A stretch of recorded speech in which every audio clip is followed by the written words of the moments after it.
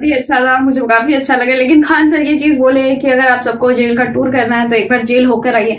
मुझे तो नहीं मैं यहीं टूर कर ली, मैं यहीं देख लिया and that's enough for me. I hope किसी को ना जाना पड़े, ऐसा कुछ भी कोई केसेस ना हो आप सबके ऊपर। पहले की वीडियो में हम आपको आईपीसी और सीआरपीसी की धाराओं के बारे में समझा दिए थे, एफआईआर और जीरो एफआईआर बता दिए थे और बता दिए कि चार्जशीट दायर करने के बाद जब मामला कोर्ट में चला जाता है, ट्रायल हो रहा होता है, तो उस दौरान आपको जेल में भेज दिया जाता है अगर अपराध बड़ा है तब। अब जेल में समझते हैं कि खाना कितने टाइम दिए जाते हैं और कितने खाना दिए जाते हैं। क्या आप बाहर से जेल के अंदर खाना ले जा सकते हैं? और क्या उम्र कैद 14 साल की होती है और जेल में एक दिन 24 घंटे का न होकर क्या 12 घंटे का होता है? और फांसी की सजा सुनाते दौरान जज कलम क्यों तोड़ देता है? और फांसी से पहले कौन कौन सी ऐसी इच्छाएं हैं जिसे आखिरी ख्वाहिश समझ के पूरी की जा सकती है? देखिए, जो जेल होता है वो राज्य सरकार के अधीन काम करता है और जेल की जो पुलिस होती है वो नॉर्मल पुलिस से अलग होती है। ये इसका प्रशासन पूरी तरह इस जेल प्रशासन के अंदर होता है। इसमें बहुत कम पुलिस वाले होते हैं, जो ज्यादा मिलेंगे आपको बाहर ही। अंदर पुलिस वाले बहुत कम मिलते हैं। अंदर का जितना काम होता है वो कैदी ही करते हैं। कैदी जब शुरू में जाते हैं तो उन्हें नंबर नहीं दिया जाता है। हाँ, जब उनकी सजा मुकर्रर कर दी जाती है, ज्यादा दिन की सजा है, तब उन्हें नंबरदार बना दिया जाता है। ऐसे आप जाइएगा 10 दिन 14 दिन के लिए तो नंबर नहीं बनाएगा, ऐसे ही छोड़ देगा, यही कपड़ा पे छोड़ देता है। कपड़ा भी नहीं देगा आपको अलग से। लेकिन हाँ, अगर ट्रायल लंबा चलने वाला आपका, तब आपको नंबर देगा और आपको बैरक बताएगा किस बैरक में। उसमें कई बैरक होते हैं, यानी सेक्शन होते हैं। मतलब खतरनाक वाले को किस साइड में रखना है, जो नॉर्मल आया है पता है, जेलर को पता है कि भाई अभी आया, अभी 7 दिन में चल जाएगा, तो उसको दूसरे बैरक में रखता है। जेल में नाश्ता खाना सब तीनों टाइम मिलाकर हर अलग अलग राज्यों में अलग अलग खर्च किए जाते हैं कैदियों के ऊपर। अगर भारत के आप टोटल राज्यों को लेंगे तो पर डे एक कैदी के ऊपर लगभग 52 रुपए का खर्च आता है, ये जेल मेन्यू के हिसाब से। जेल में जो नाश्ता दिया जाता है, सुबह 7 बजे नाश्ता आ जाता है, जिसमें एक चाय का रहना कंपलसरी है। चाय के अलावा आपको कभी चना दिया जाएगा, कभी परोटी, ब्रेड, बिस्किट वगैरह दे सकता है या दलिया दे सकता है। ये सब बिस्किट वगैरह ये अंदर ही बनता है जेल के, ये काफी अच्छा होते हैं सब। नाश्ता तो कम से कम ठीक देते हैं सब। वो दोपहर का लंच 11 से 12 बजे तक आ जाता है। लंच में अगर आप देखेंगे तो रोटी चाट हो रहेगी और आपको थोड़ा सा चावल और दाल दिया जाएगा। सब्जी कोई भी मौसमी सब्जी हो सकती है। दाल इतना रहेगा कि वो पानी की तरह पतला रहेगा दाल। आपको इसमें एकदम हल्का खाना दिया जाता है। रात का खाना भी दिन के खाने के समय सेम रहता है, बट रात के वक्त में चावल आपको नहीं दिया जाता है। रोटी जो दे दिया जाता है वो 6 दे देते हैं, चावल नहीं दिया जाएगा। दाल और सब्जी नॉर्मल टाइप की सब्जी रहती है, जिससे खा के आप बीमार ना पड़े। रात का खाना जो है ना वो शाम 5 बजे रेडी हो जाता है। आपका मन उसी टाइम खाइए या रात 9 बजे खाइए, उससे मतलब नहीं है, वो वहीं दे देगा। रात में खाइएगा तो आपको कोई गर्म करके देने वाला नहीं है, क्योंकि कैदी ही इस खाने को बनाए रहते हैं। इस खाने को जानबूझ के इतना हल्का रखा जाता है, तेल नमक मसाला मतलब एसिडिक चीज नहीं रखा जाता है, मतलब एकदम सादा दिया जाता है ताकि आप बीमार ना पड़े। क्योंकि जेल के अंदर जो हॉस्पिटल होता है बहुत नॉर्मल होता है, थोड़ी बड़ी चीज का इलाज हो सकता है। जेल के अंदर तो कई बार ऐसा होता है कैदियों को खाना सूट कर जाता है, आते हैं दुबला पतला मोटा के चले जाते हैं कई जो कैदी यहाँ से। देखिए, जेल के अंदर उसका अपना कैंटीन भी होता है, जहां से आप अपने जरूरत की चीजों को खरीद सकते हैं। जैसे मान लीजिए किसी को एक्स्ट्रा खाना खरीदना है तो वो एक्स्ट्रा ले सकता है, उसे लिखवाना पड़ेगा कि भाई जेलर साहब से कि भैया हमको इतना में पेट नहीं भर रहा, हमको 12 को रोटी दीजिए, तो उसको दे देगा, खाना एक्स्ट्रा दे सकता है। आप चाहते हैं कि बाहर से मंगवा दे, घर से खाना मंगा दे, तो इसके लिए भी लिखवा के मंगाना पड़ेगा।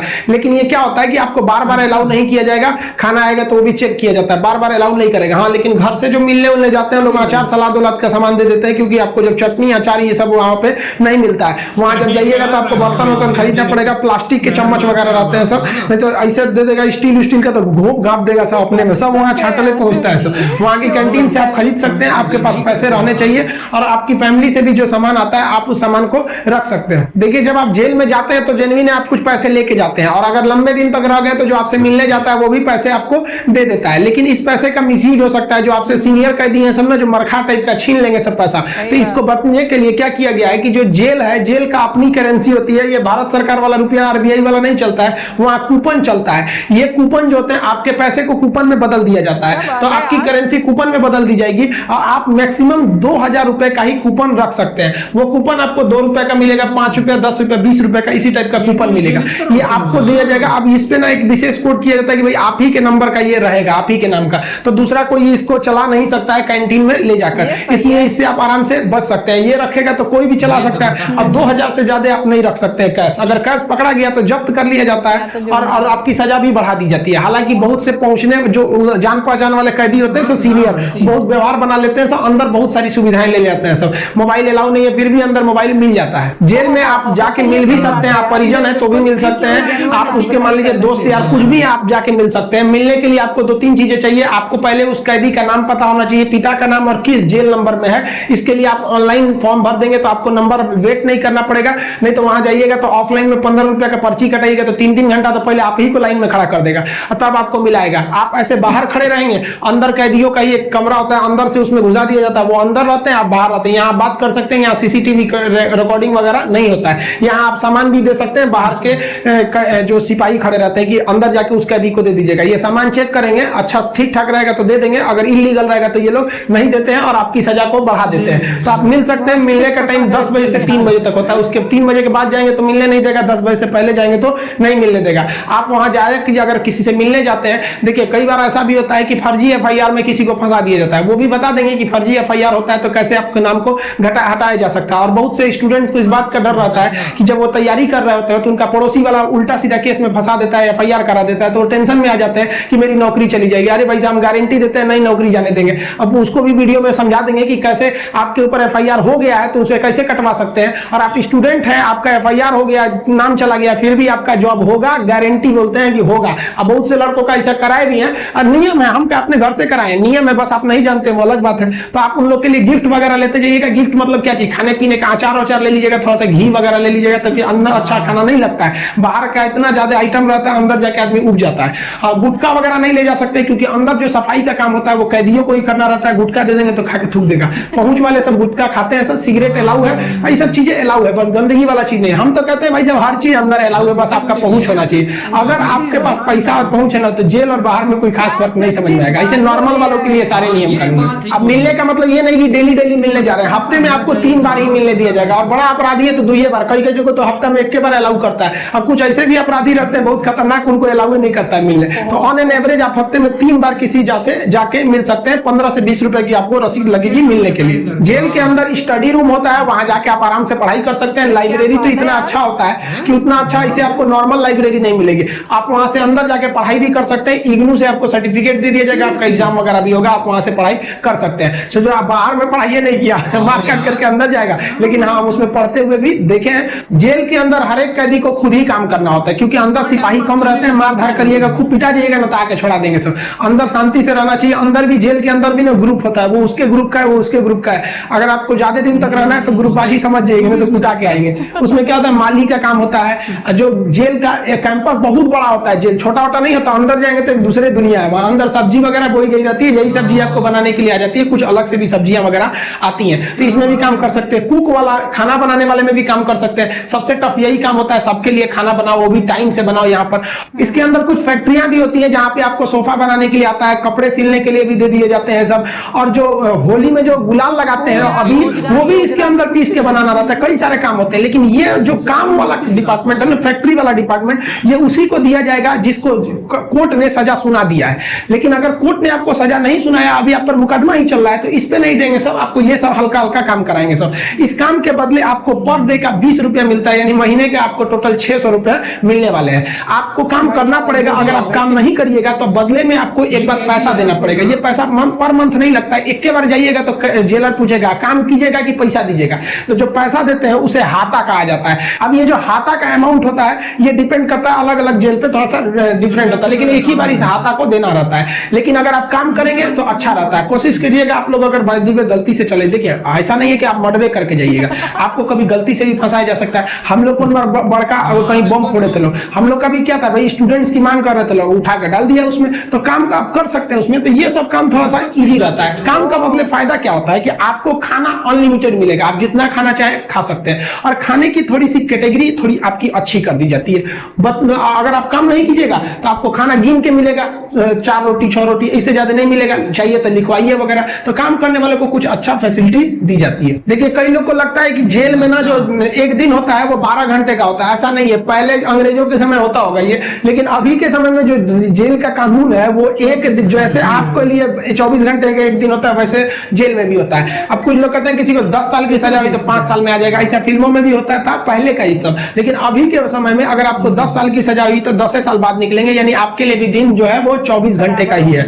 और दूसरा, कुछ लोग को लगता है कि उम्र कैद में आदमी 14 साल में छूट जाता है। देखिए, उम्र कैद का मतलब होता है कि आपको जिंदगी भर जेल रहना, आजीवन कारावास रहना है। ये 14 साल की बात क्या है कि जज ने अगर आपको सुना दिया कि आपको उम्र कैद की सजा है, तो संविधान में लिखा गया है कि अनुच्छेद 72 के तहत तथा अनुच्छेद 161 के तहत, अनुच्छेद 72 के तहत राष्ट्रपति और 161 के तहत राज्यपाल आपकी सजा को माफ कर सकते हैं। तो ये जो 14 साल का थ्रेशोल्ड बनाया गया है कि राज्यपाल और राष्ट्रपति जो है ये उम्र कैद को 14 साल से पहले नहीं माफ कर सकते हैं। तो बहुत से ऐसे लोग होते हैं जो 14 साल जेल बिता देते हैं ना, तो ऐसा कहा जाता है कि 14 साल तक किसी को समाज से अलग कर दीजिएगा तो नॉर्मल व्यक्ति जो छोटा मोटा गुंडा है उसका बाकी सबसे संपर्क टूट जाता है तो उसे माफ कर दिया जाता है। तो जनरली 14 साल में छूट जाते हैं। वो छूटते नहीं है बल्कि राष्ट्रपति या राज्यपाल माफ कर देते हैं कि चलो यार गलती, बहुत बार तो अपराध आवेश में आके हो जाता है, लेकिन ऐसा नहीं है कि सबको छोड़ देता है। कुछ कुछ एकदम सातिर अपराधी होते हैं, उन्हें नहीं छोड़ा जाता है। तो ये 14 साल मिनिमम है कि आपको इतना रहना ही है, इसके बाद राष्ट्रपति या राज्यपाल माफ करेंगे तब समझिएगा।